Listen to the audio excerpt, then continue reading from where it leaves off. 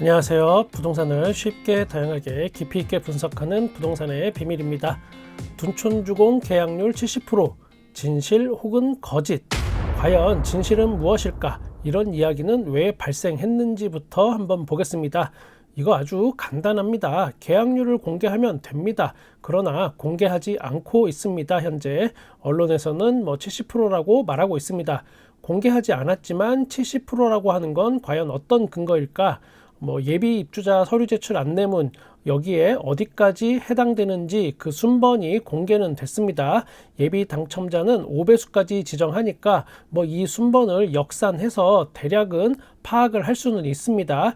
일일이 계산하는 게 정확하지는 않겠지만 어느 정도 추정을 해볼 수는 있는데 제 계산으로는 제가 숫자에 약하기 때문에 얼마라고 콕 집어서 말씀을 못 드리겠습니다. 그럼 왜 주택공급자는 시원하게 공개를 안 할까? 계약률을 안 하는 게 아니고 못 하는 거라고 생각이 됩니다. 계약률을 공개했을 때 예비 입주자들이 이거 계약 안 하는 사람이 이만큼이나 많구나, 그럼 나도 하지 말아야지, 이런 생각을 할까봐 겁나서 못 하는 걸 수도 있습니다. 지금의 계약률이 몇 프로인 건 사실 중요하지 않습니다. 그냥 딱 잘라서 50%라고 그냥 가정을 해보겠습니다. 가정. 부동산은 심리전인데 둔촌주공은 지금 그냥 전통적인 방법으로 계약률을 오픈 안 하는 방법을 택한 걸로 보입니다.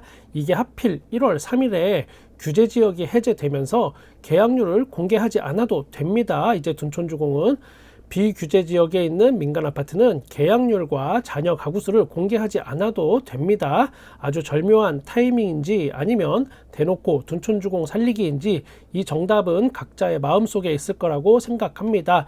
이러다 보니까 오히려 이런저런 오해만 사고 있습니다. 이런 방법은 예전이나 통했던 거라고 생각합니다. 지금은 사람들이 너무 똑똑하고 또 많이 알고 많이 학습이 됐습니다. 부동산에 대해서. 학습 효과라는 거, 이거 부동산에서는 엄청나게 무서운 겁니다. 깜깜이가 더 이상 통하지 않는 세상인데 어떤 식으로 결론이 날지 저도 무척 궁금합니다. 차라리 시원하게 공개를 했다면 어땠을까? 만약 50%인데 가정 시원하게 공개를 했다면 자신감이 넘치는 것처럼 보일 수도 있습니다. 불필요한 오해를 일으킬 일도 없고 오히려 이런 경우에 예비 입주자 그리고 무순위까지 하면 나 인기 평형은 완판 자신 있다, 이런 모습으로 비춰질 수도 있습니다. 물론 가장 중요한 언론이 어떤 식으로 포장을 해주느냐는 필수 요소입니다. 언론을 내 편으로 끌어들이고 여론을 또 마사지 해주는 건 주택 공급자들의 어떤 기본 능력치이니까 알아서 잘들 했을 거라고 생각합니다. 둔촌주공에 어떤 호의적인 언론이 있다면 또 반감을 가진 언론도 있을 텐데 계약률을 공개하지 않으니까 반감을 가진 언론은 딱 공격하기 좋은 아주 그런 찬스입니다. 그런데 이 뉴스는 둔촌주공에 반감을 가진 일반인들이 마구마구 또 클릭을 해서 보게 되고 조회수가 올라가게 됩니다. 결국은 이 클릭수라는 거는 돈을 버는 구조의 어떤 지금의 언론 생태계에서는 반감을 가진 뉴스가 계속 나오고 여론이 안 좋아질 수도 있는 겁니다. 예전 같으면 호의적인 언론이 좋은 식으로 해석을 해서 도배를 많이 해주면 또 통했겠지만 둔촌주공은 지금 국민 밉상이 돼버려서 이제는 그런 걸로는 해결이 안 됩니다. 둔촌주공은 왜 국민 밉상이 됐을까? 몇 년 전 둔촌주공은 가장 확실한 로또 청약 단지로 이름을 날렸습니다. 그냥 탑 오브 탑이었습니다. 여기에 청약 준비하느라 아예 다른 청약은 눈에 담지도 않는 분들이 꽤 많았습니다. 일반 분양가를 정해야 하는데 그 당시 말이 좀 많았습니다. 둔촌주공에서 원하는 일반 분양가는 3,500만 원대, 허그에서는 2,600만 원대이었습니다. 딱 봐도 서로 생각하는 분양가의 갭이 너무 큽니다. 왜 이렇게 차이가 났을까? 둔촌주공의 논리는 이랬습니다. 아니, 우리 단지 바로 옆에 올림픽 선수 기자촌 아파트를 기준으로 분양가를 산정하면 이 정도도 싼 거다, 이런 겁니다. 그러나 허그 생각은 좀 달랐습니다. 분양가 심사 기준은 같은 행정구역 안에서 맞춰야 하는데 올림픽 선수 기자촌 아파트는 송파구니까 여기에 맞추면 안 되고 강동구를 기준으로 해야 되는데 그러면 2,600만 원이 맞는 거다라는 뜻입니다. 이때 많은 사람들이 대충 중간 지점에서 결론이 나겠군 이렇게 생각을 했는데 시간만 질질 끄고 결론이 막 안 났습니다.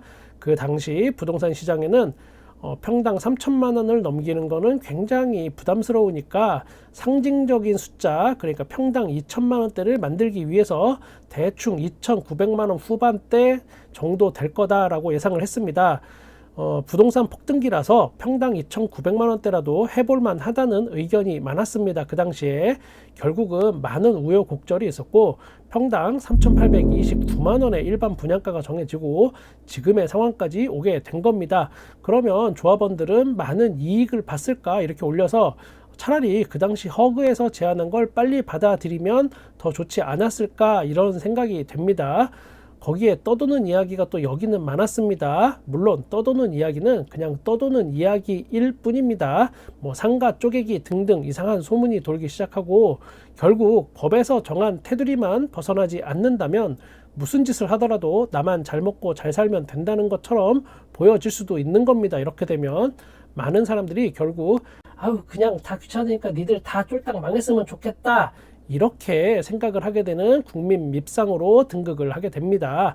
물론 사업 초기에 조합에서 선정한 어떤 일반 분양가는 이거보다 훨씬 낮았고 사람마다 다 보는 관점도 다르고 제 기억의 오류도 일부 있을 수 있으니까 평가는 각자 마음속으로만 하는 걸로 하겠습니다.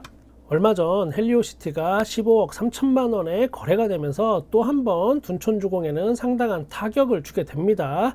헬리오시티는 둔촌주공 아파트 가격의 어떤 지렛대처럼 여겨지는 그런 단지입니다. 물론 헬리오시티가 더 상급지라는 그런 여론이 훨씬 많습니다. 그래도 여기는 송파구니까요. 둔촌주공이 옵션이랑 기타 등등 하면 대략 전용 면적 84제곱미터 기준으로 14억 정도 보고 있습니다. 물론 이번에 거래가 된 헬리오시티는 1층이긴 합니다. 그러나 둔촌주공도 뭐 대부분 저층에 있습니다. 그러니 그냥 1대1 비교해도 될 것 같습니다. 15억 3천만 원대 14억.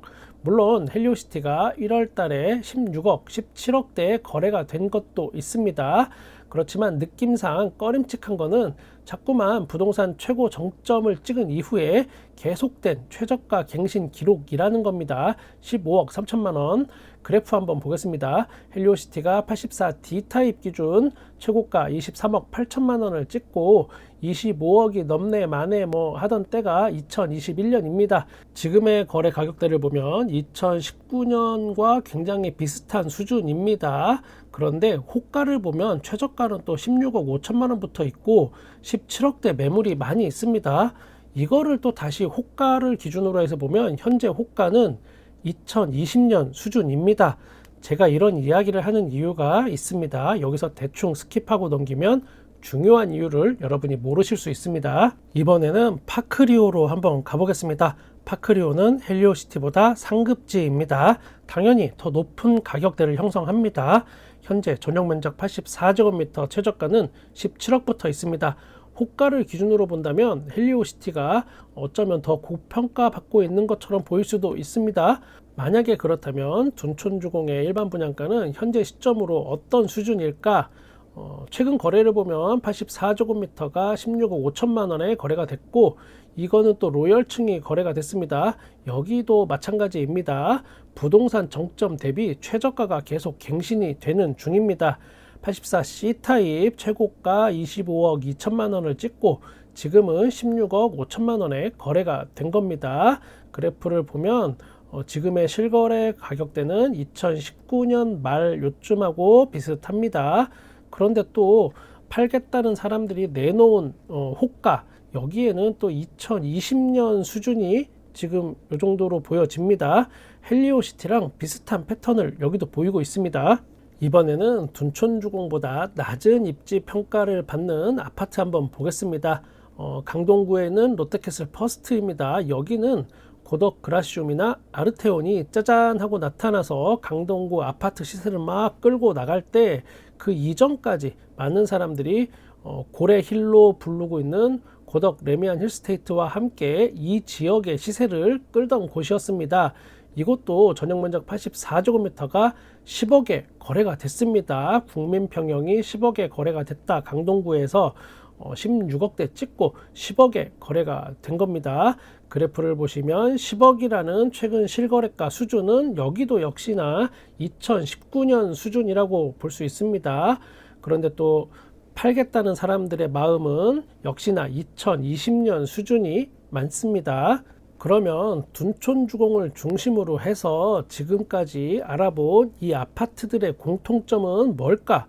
최근 실거래가 추세는 2019년 수준이라는 겁니다. 그런데 집을 팔고 싶은 사람들의 마음, 그 호가는 2020년 수준입니다.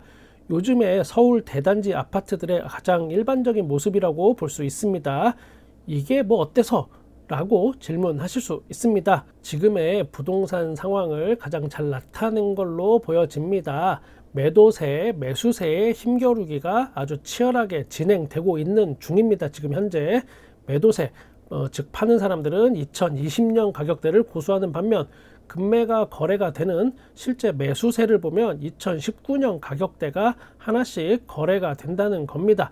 즉 파는 사람과 사는 사람의 생각의 차이가 1년이라는 기간만큼 차이가 있습니다. 2019년과 2020년의 가격 차이를 단순히 1억, 2억, 3억 이렇게 표현하기는 어렵습니다. 아파트마다 다 사정이 다르고 금액이 다르기 때문입니다. 대신 이 1년의 차이를 여러분이 직접 판단하시면 좀 더 쉬울 것 같습니다.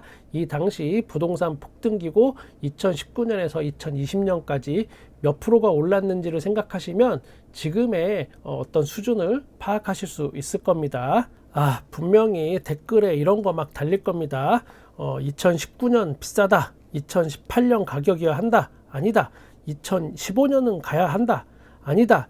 2010년이 맞다. 아니다. 2002 월드컵으로 가자.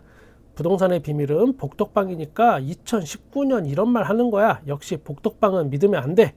부동산의 비밀은 얼굴만 잘생겼지 부동산은 잘 모르네. 키 크고 잘생기면 다냐 등등등. 그런데 제가 드린 말씀은 2019년 가격이 맞다고 하는 게 아닙니다. 지금의 현재의 상황을 정확하게 인지하기 위해서 실제 금매가 거래되는 수준을 여러분께 말씀드린 겁니다. 그래야 청약으로 일반 분양을 받든 아니면 집을 사든 아니면 집을 팔든 부동산 호객님만은 면할 수 있다고 생각합니다. 지금 현재 집이 안 팔린다고 고민하시는 집주인분들이 계시면 이거 참고하셔도 될 것 같습니다. 지금 현재는 2019년 가격이 거래가 된다. 저도 지금 제가 주력으로 중개를 하는 아파트를 보면 앞에 말씀드린 내용하고 굉장히 비슷한 그런 패턴입니다. 2019년 가격대 매물이 나오면 그나마 문의 전화가 한 번씩 있습니다. 그런데 집이 안 팔린다고 속상해서 저한테 상담하시는 분들의 가격대는 그 가격대가 2020년 수준입니다. 간혹 그런 질문 하시는 분들도 계실 겁니다. 호가가 오르는 것 같아요. 뭐 그렇게 보일 수 있습니다. 금매가 거래되고 나면 일시적으로 최저가가 사라지고 기존 매매 호가가 그 자리에 그대로 있기 때문에 또 그렇게 보일 수 있습니다. 그런데 또 하나 변수가 있긴 합니다. 부동산 규제가 해제되면서 집을 매도하시려는 분들한테 어떤 기대 심리가 생기면서 더 이상 호가를 내리지 않고 있기도 합니다. 거기에 집을 파는 게 급하지 않은 분들이 살짝 호가를 끌어올리고 있기도 합니다. 지금의 매도세, 매수세가 누가 이길지는 모르겠습니다. 앞으로 매도세, 매수세는 또 계속 변할 겁니다. 그 방향이 어떤 식으로 변하든 저는 그 상황을 그대로 여러분께 보고 드리도록 하겠습니다. 구독과 좋아요 감사합니다. 부동산 호갱 탈출은 부동산의 비밀 TV에서